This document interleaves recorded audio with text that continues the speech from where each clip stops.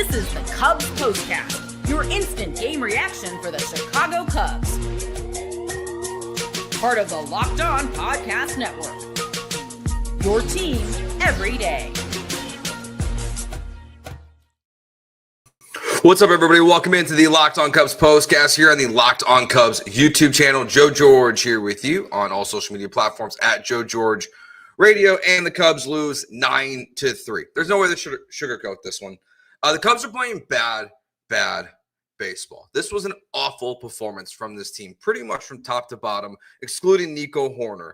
And yeah, he got charged with an error. It was 107 miles off the bat. Like, he gets a pass on that one play because he's the only guy who's pretty much doing anything offensively. So we're going to walk through this game, all of the bad stuff that happened.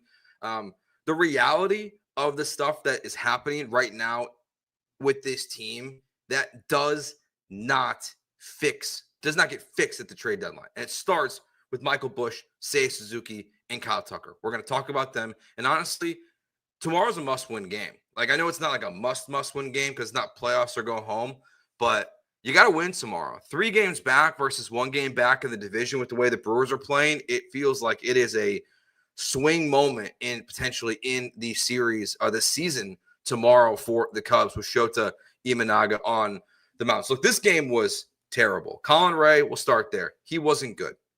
He hasn't been good. Now, this part they can fix at the deadline potentially. They can add starting pitching. They can add to this team. They can get better pitching performances. Matthew Boyd gets a pass, obviously, for yesterday's game. He wasn't good, but he had 23 straight scoreless inning streak going. Shota was terrible in his last start. He had a big bounce back performance from Shota Imanaga tomorrow, for sure. That's very important. But Colin Rea was not good in this game. He's given up a ton of base hits, a ton of hard contact. The bullpen wasn't any better. Ryan Pressly, not good again. You kind of seen like the reality of Ryan Pressly is falling back down to earth tomorrow. Throughout this season. He's had some positive moments, but like for the most part, Ryan Pressly hasn't been great. And look, the Cubs DFA'd Chris Flexen before the game. Wouldn't shock me if we see another move coming here in the coming days here around the deadline of guys that are in the bullpen right now that they don't trust. Like Chris Flexen had been really good for a while, started to unravel, and it showed that like they don't trust him. And that's why they moved on from him pretty quickly. You guys are welcome here in the chat on YouTube, here also on all social media platforms at Joe George Radio. If you're watching or if you're listening later on Apple, Spotify, wherever you get your podcast.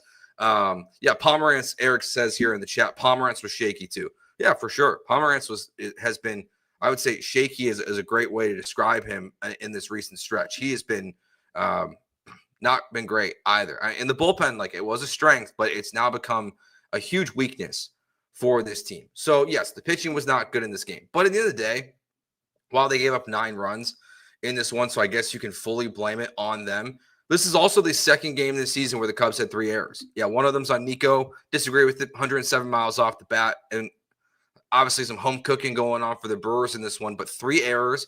Only the second time, again, they've done that this entire season. So your pitching was bad. Your fielding was bad, which is a strength of yours. PCA, that play is awful. He's running around, he's lost out there, and then the ball hits right off his glove. That is a terrible play. It rains, it pours, and that's a moment of that where you have 2 guys who are Gold Glovers, and they both have errors in this game. Again, PCA is way worse than Nico Hoerner's, but 3 errors in the game. So your pitching is bad in this game, your fielding is bad, and then the lineup. And we'll get after this, we'll talk more about the 3 guys who are a black hole, who are supposed to be 3 of the best players on your team. But looking through this game today, top of the second inning here, okay? Nico Hoerner, hard hit ball, forces what should have been an error. He's credited for a hit. So it's first and second with no outs in the top of the second inning. The Cubs get 1 run. Ian Happ, fielder's choice, advances PCA. Dansby, fielder's choice, gets PCA home. So you do nothing. Reese McGuire in that same inning gets a single, first and third, with 2 outs. A Matt Shaw broken bat, ground out, and the inning is over. So there's 2 prime opportunities in that inning for multiple guys, actually. So it's more than 2, and they fail to come through. Top of the 4th inning, PCA single. Nico Hoerner single off the pitcher's glove. First and second with no outs. Ian Happ grounder. So you get, and it bobbles. The second baseman bobbles it. So you got second and third with 1 out. Dansby Swanson 10-pitch at bat. He's battling. He's going at it. He swings at a fastball that's in the other box. It's one of the worst swings of the season that we've seen. So Dansby Swanson, awful in that moment. After a really good at bat, just doesn't come through at all. Reese McGuire chops it. Probably should have been a foul ball. Yep, but like we're not going to focus on it too much because you can't challenge it. It's a stupid rule. You should either be able to challenge everything or nothing. I've said that about sports for a while, but you can't challenge it. It's ruled a foul ball. He's out, and the inning is over. So in the second and the fourth inning, prime opportunities to score. They don't do it. Top of the fifth, Matt Shaw, leadoff double. They do nothing with it. Kyle Tucker walked to make it first and third with one out. Seiya Suzuki, double play, inning over. Then in the top of the sixth inning, Nico Horner hits a home run. His fourth of the season. It's 5-2 Brewers. The game is within striking distance. Ian Happ doubles. Dansby Swanson singles, first and third with one out. Reese McGuire strikes out. Matt Shaw pops up to the second baseman. Inning over. Again, in the top of the seventh inning, Kyle Tucker walks. Seiya Suzuki double. Second and third with one out. A sac fly from PCA makes it 9-3, and then Nico Horner fly out. Inning is over. Multiple opportunities for the lineup to score more than 9 runs in this game. They could have done it. They had a chance to win this game with all the runs the pitching staff gave up, all those runners left on base, and they just do nothing with it. The guys are not coming through with runners in scoring position. It starts at the top. It goes down to the bottom. Like besides Matt Shaw, besides Nico Horner for the most part, they're not coming through when it matters most. And now the Cubs are 2 games back in the Central, and they're just playing, again, they're playing bad baseball. There's no other way to cut it. They are not playing to the standard that they should be, to the standard that their GM just got extended for, to what their expectations should have been. And then we talk about the other guys, and we'll talk about the rest of the game and everything and take your comments in the second half of the show. But now we got to talk about the stuff that the deadline can't fix, okay? You can acquire a third baseman. You can. You can acquire Suarez. Sounds like the fastball he took off the finger wasn't that bad. Sounds like he was fine. You can do that. You can add a third baseman to this team. You can add starting pitching to this team. You can add bullpen help to this team. All those things can happen. It doesn't fix what's been happening since the All-Star break. And that is that Michael Busch, Seiya Suzuki, and Kyle Tucker have 18 hits combined and a total of 8 RBIs. Since the All-Star break, Michael Busch, 6 for 37 with 1 RBI. Seiya Suzuki, 6 for 41 with 4 RBIs. Kyle Tucker, 6 for 31 with 3 RBIs. 18 hits between those guys since the All-Star break. Terrible baseball from them. They're not producing in the way that you need them to. This isn't about World Series or bust or playoffs or bust. It is just those 3 guys are supposed to be the 3 best hitters in your lineup, and all 3 of them are terrible at the exact same time. And look, Kyle Tucker, he's getting on base with the walks, but to be honest, there are pitches that Kyle Tucker is getting in those at-bats in which he's walking that he should be doing damage with. Like, they're gloating about this on-base streak. Like, I don't care about where he has 18 hits or whatever in 18 games. He's on base a bunch. That's great, but Kyle Tucker needs to make contact. Again, I said this the other day. I've been watching Kyle Tucker since he came up in Houston. I work at ESPN Houston as well. Obviously, I'm a Cubs fan. I'm from Chicago, but this is the worst baseball he's played since he came up as a rookie. He hasn't been good. And Michael Busch has been equally as bad. And Seiya Suzuki is just lost. Like he's lost at the plate. I mean, and the other day when he's just staring at strikeout after strikeout after strikeout, and you can see the frustration because it's just like it feels like he doesn't know what's going on at the plate, whatever it is. All 3 guys just absolutely abysmal. So, yeah, the Cubs can make a big trade in the next 48 hours, but it doesn't fix that problem. And until that problem gets fixed, the Cubs are going to fall down the standings in the Central. I have this Google Doc that I use to take notes during the game and keep track of the standings. And I had to put the wild card standings on there today because that's what it feels like where this is going.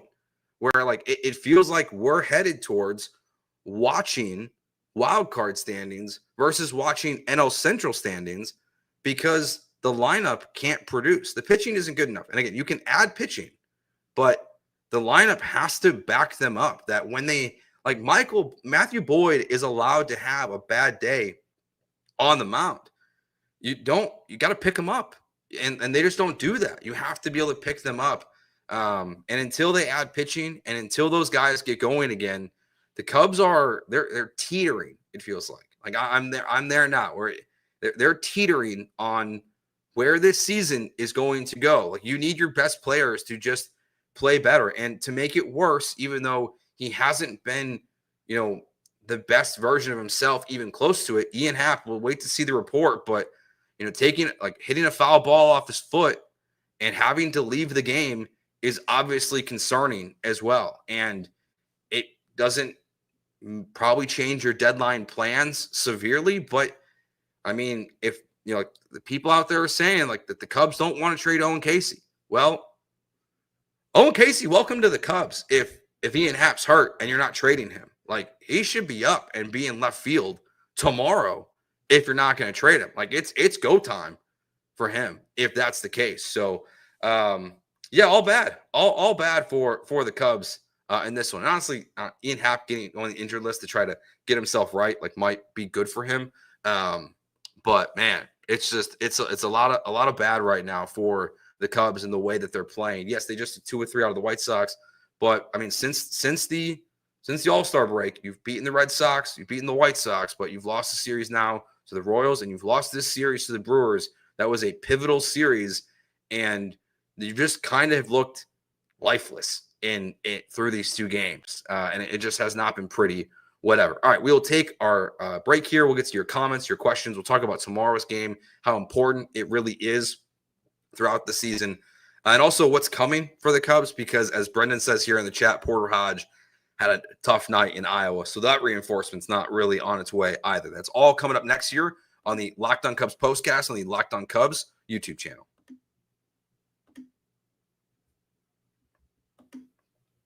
Today's episode is brought to you by Gameday Hue. Gameday Hue makes clean, no-logo gear with team-inspired colorways for every pro and college fan base. It's about letting your colors speak for you. No giant logos, just smart, versatile style that works on game day, on the course, or anywhere in between. It really is like great golf gear that they have, not just the hat itself, but they also do have their split shade golf gloves that are made for the golf course. So you can represent your favorite teams, no matter who it is. You can, if you want to go back in time and get the colors of your high school team, you can get that all the way to your favorite major league teams or football teams as well. You can find all of that at Gameday Hue. And right now you can get 15% off with code MLB15 at GamedayHue.com. That's GamedayHue.com. That code even stacks on bundle deals, so now is absolutely the time to load up. Let your colors talk, because colors speak louder than words. That's GamedayHue.com. Code MLB15. All right, questions and comments in the chat. Yeah, Cubs 0209 says, love Hap, but he's been brutal. Yeah, has not been good. It's been no bueno for him. This series obviously is frustrating in a lot of ways. I saw a Fire Jed comment here in the chat. Well, he just got a contract extension. So unfortunately, if that's how you feel, that's not going to be happening anytime soon. See, question here about Moises and Alcantara, where you're going to play them if they get called up. Frankly, I think it was, I might get this wrong. I think it was John Morosi said that those are actually the 2 guys the Cubs are trying to trade versus Owen Casey and Wiggins. So it'll be interesting. Now, you could bring up Ballesteros if Ian Happ goes down. That could be the other option. But probably if he's going to be out for a little bit, I'd rather see Owen Casey come up, assuming he's not traded in the next 48 hours. But if he is traded, or if you want to, I guess for some reason, go a different route, you put Seiya in left field, and then you put out Ballesteros as your everyday DH. I frankly would rather Owen be there in left field, and then if he wins the job, he wins the job, and Ian Happ figures out where he's going to play later on in the season. All right, so tomorrow, Shota Imanaga on the mound, Freddie Peralta on the mound for the Brewers. You need to win tomorrow's game. It is it's a must-win game for tomorrow. It's your season's not totally over, obviously. If you lose it, you got a 5-game series coming up with this team in August to where you can obviously, really get things going again. And if you win a bunch of those games, 4 out of 5 of those games, let's say, yeah, the season's not over. But going into the deadline with a day game with Shota Imanaga on the mound and it being a 1 game back in the division versus 3 games back, again, it just feels like that is a tipping point for where this season could go. More importantly, not just winning the baseball game. Very curious what we see from Shota Imanaga in tomorrow's game. He's very important. Specifically, I want to see what the velocity looks like. It was down in the last start. And a guy that's had injuries this year, obviously has been relatively healthy outside of the hamstring issues, but it has to be better than the last start. Whatever happened, if it was the 4-day rest thing, or if that really makes the difference, then Craig Counsell should never do that ever again. So if he's back in form tomorrow, I think we have to look back at that. I'm sure the Cubs will, and realize how much of a mistake that's been to use Shota on 4 days instead of 5 days. But he's got to be better tomorrow, and you got to really get these guys going. I don't know what it is. Again, I don't understand the Kyle Tucker stuff. I really don't. I don't get it. I don't get what's going on. The rollover, obviously he's not pressing because he's getting all these walks. He's not pressing at the plate. Sometimes we see Seiya Suzuki do, or even what Michael Busch has been doing. But that's the one who ultimately, I think, really is going to dictate where the Cubs season is going to go. It's not just your starting pitching, but you traded for Kyle Tucker for a reason. And I will defend him because I think he deserves it. But he has to get this thing going quickly. Whatever's going on, whether it's the foul ball off the knee, it can't be a broken finger injury that happened earlier in this year. He moves fine in the field. He moves fine on the base pass. I don't think he is hurt. I just think he hasn't been good. But it's been he's the key. Of everything besides Jed Hoyer making moves at the deadline, to get this thing really rolling in the right direction on a consistent basis, Kyle Tucker has got to be a better baseball player than he is. There's been no question about it. And I don't think Cubs fans that don't want anything to do with Kyle Tucker being a Cub after this season, I would say let's wait to see how it goes the rest of the year. But to be honest with you, how you feel right now, I don't blame you. I don't agree, but I don't blame you. He's just been terrible. And again, if the Cubs are going to get this thing going back in the right direction on a consistent basis, he's got to be much, much better. So we'll see how it goes tomorrow. We'll be back here live here on the Locked on Cubs YouTube channel after the day game between the Brewers and the Cubs. So remember to come on over while you're at work or on your way home. Catch us live here on the channel. Matt and Sam will have their show coming up here a little bit. Obviously, I did not do a show yesterday. So before we go, just want to take my second here to talk about Rhino here for a second, since I didn't have a show yesterday. Obviously, I'm 33 years old, so I don't have any memory of watching Rhino play for the Cubs. But what I do know, and what I have seen, and what I know is from my dad, and it's why I am a Cubs fan. It's because of my dad and what Rhino meant to him and means to the Cubs fan bases. This is tough. It was a tough loss to lose him last night. And it obviously felt like when we were seeing Lester and these guys come in the jerseys, it really felt like that was, something that felt like it could happen soon. And it's still surprising. Really thought it was cool. If you have a chance, if you live in the city, I highly recommend, going out there to the statue. There's a lot of flowers there. So it's a sad day for Cubs fans, for the organization, for his family. Obviously, our thoughts are with them, but just a sad loss for all of us, for someone that loved the Cubs so much and was loved so well by all the Cubs fans as well. So we'll end it there. So thank you for watching. Be back with you guys tomorrow, hopefully A much better result for the Cubs than the last 2 days. So thank you for watching. Be back with you tomorrow. Peace.